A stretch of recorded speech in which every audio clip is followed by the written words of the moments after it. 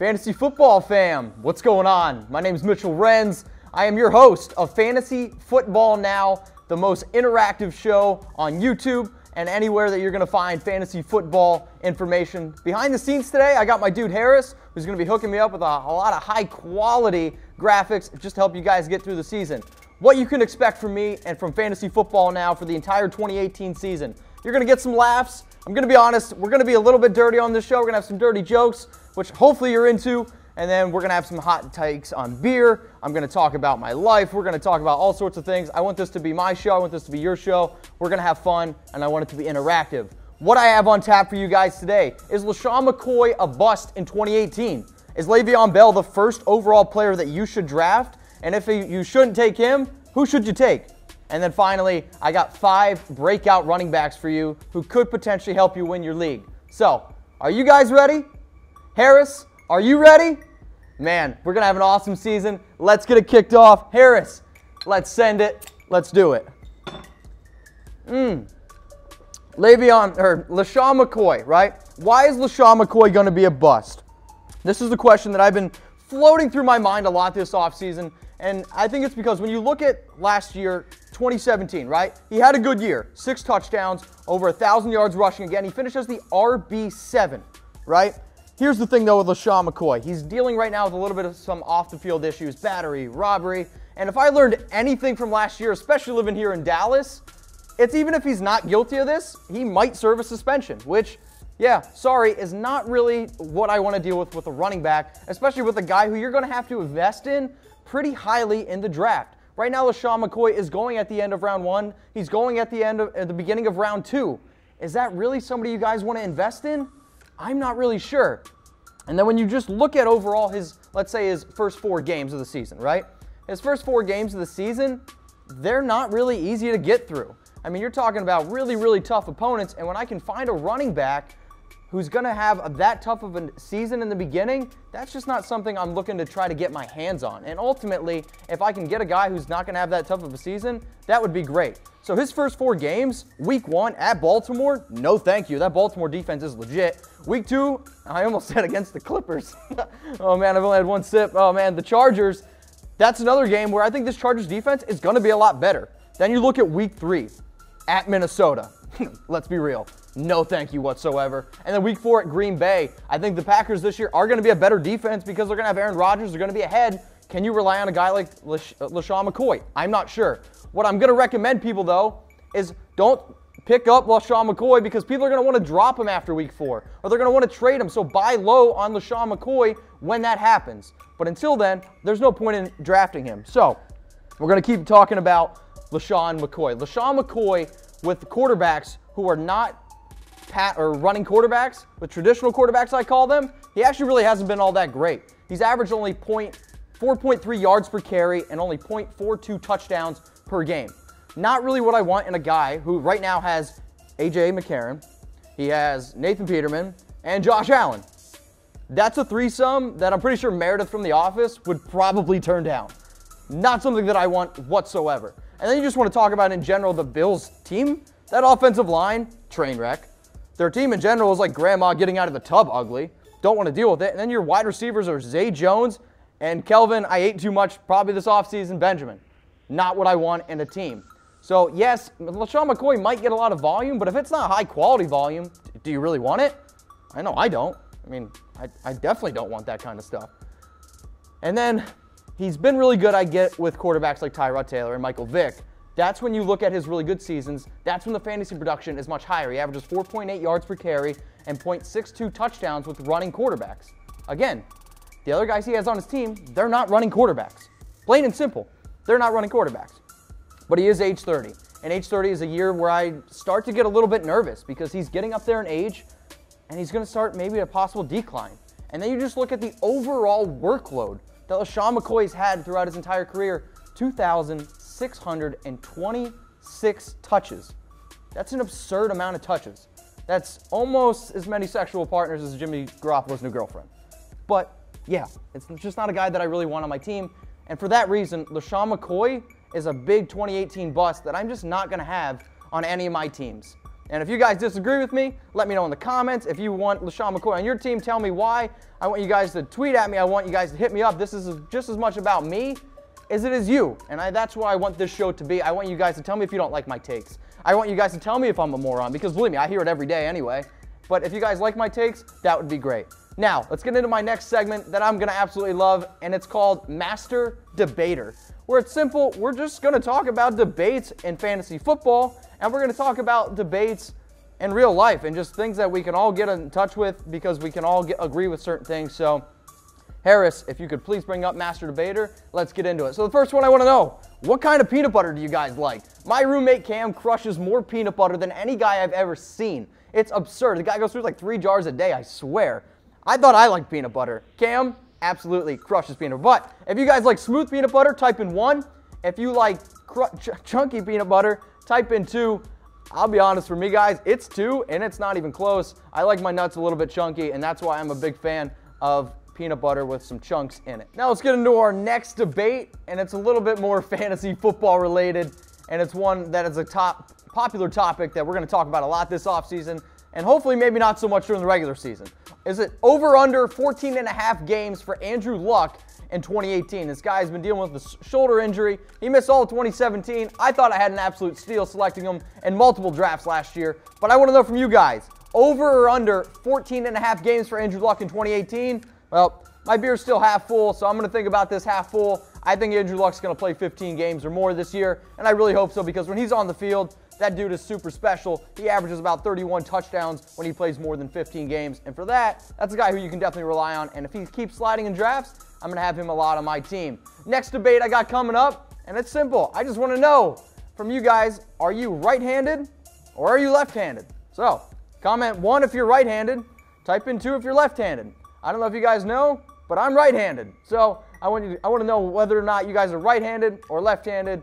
Right hands represent. Next one coming up I got for you guys on the Master Debaters. Over or under 6.5 touchdowns for Julio Jones in 2018. Think about this, okay? He only had 3 touchdowns last year, but he had 1,400 yards, right? Julio Jones has only had 10 touchdowns once in his entire career, and for his entire career, he averages about 7 touchdowns a game. Or 7 touchdowns a season. 7 touchdowns a game would be really impressive, but unfortunately that's not the case.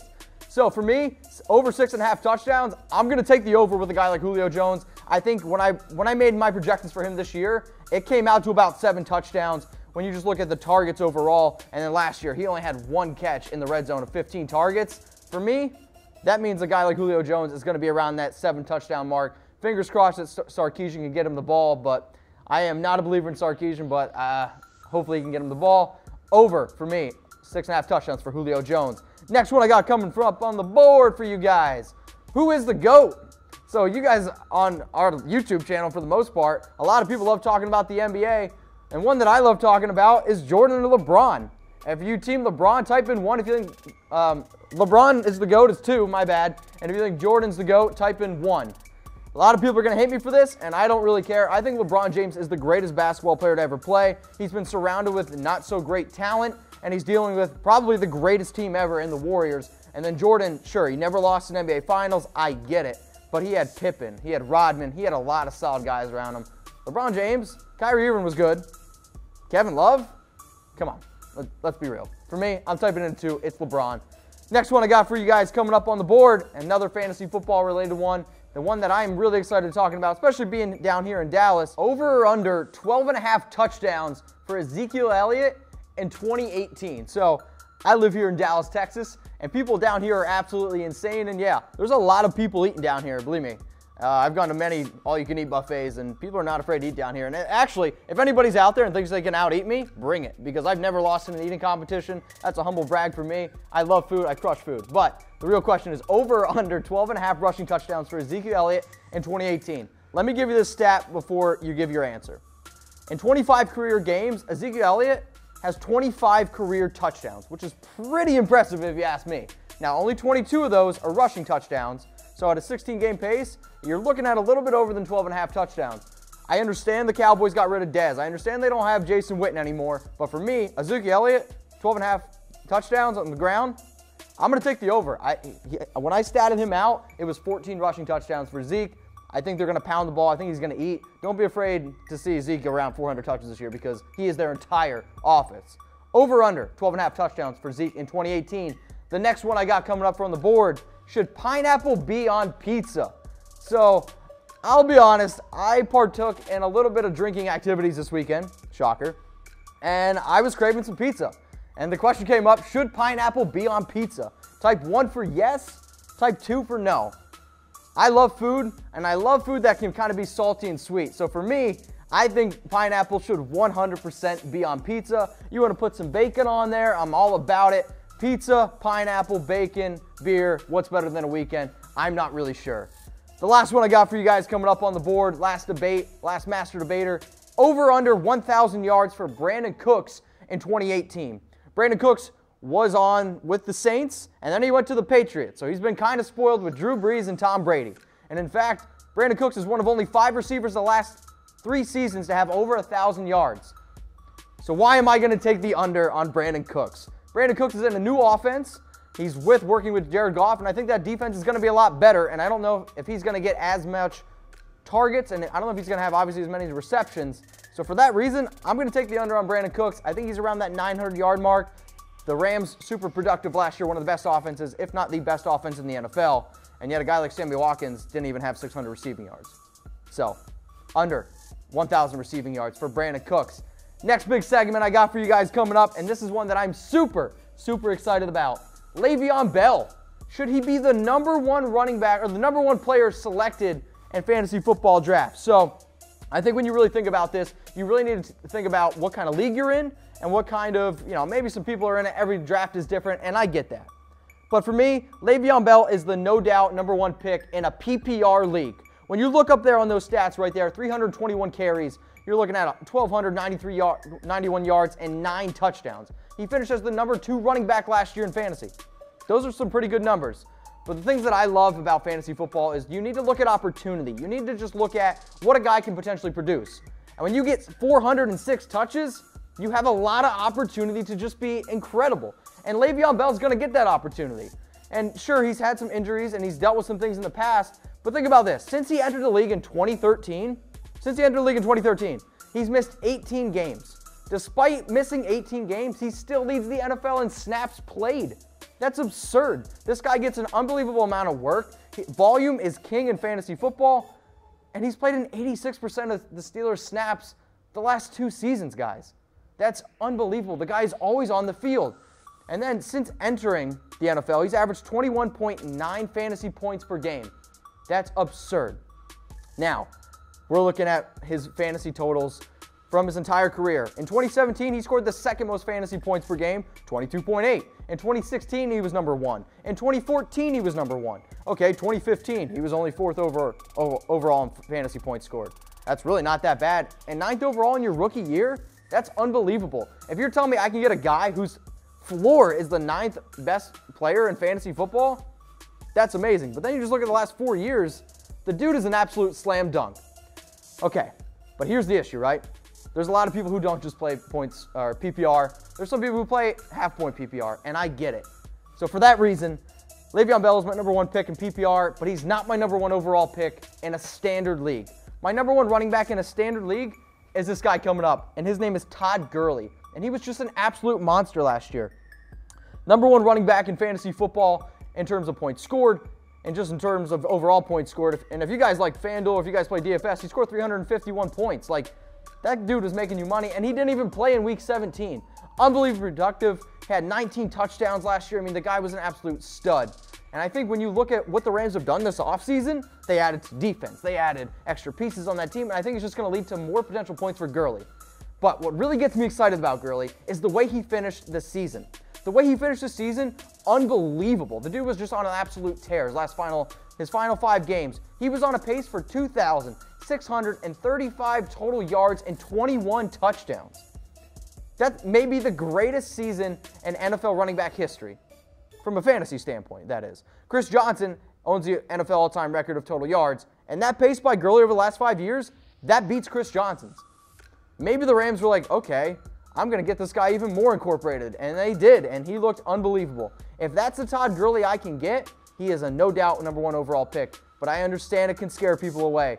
But I think ultimately if you're looking at Bell, if you're looking at Gurley, for me, it is no doubt those two guys are the top 2 picks in fantasy football. So again, PPR league, Le'Veon Bell. If it's a standard league, I'm going to go with my guy, Todd Gurley. Okay, now we know that. Now we're going to get into another fun segment, and I got a little bit of trivia. I want to test you guys to see how well you know fantasy football. And if you think you know fantasy football better than me, don't be afraid to shout it out. So this next segment I got coming up for you guys is called Who Am I? Oh, gotta hydrate. It's really important to hydrate. So, the way this is gonna work is I'm gonna break down 5 little statistics, and you're gonna simply tell me who you think this player is. And what I want you to do is I want you to comment. So the first one up there is wide receiver. This player that I'm talking about is a wide receiver. Next one coming up is number 2 on that list, which would be great there, Mr. Harris. I'll sip my beer. The dude was drafted in 2015. So we got a wide receiver who was drafted in 2015. Do you know it yet? If you do, that's impressive. Next one I got, number 3, he had over 1,000 receiving yards in his first 2 seasons. Are we getting a little bit warmer? If you know it, comment below. Number 4, coming up on the board, new head coach this year. So we got a wide receiver drafted in 2015, over 1,000 receiving yards first 2 years, and a new head coach this season. Do you know who it is? If you know who it is, I want you to put your answer in the comments. If you want to hit me up on Twitter, @MitchellRens365. If you think you know who it is, send me a GIF. Send me whatever you want to describe who you think the player is. It's definitely interesting, but I'm not going to give it away until the end of the show, so stay tuned. Fantasy football fam, I want to say thank you so much for joining my pilot episode. My name is Mitchell Renz. Please follow me on Twitter, @MitchellRens365. I'm going to be bringing you guys a ton of fantasy football content, some good beer takes for the entire season, and I hope you come along for the ride. And until next time, I'll see you.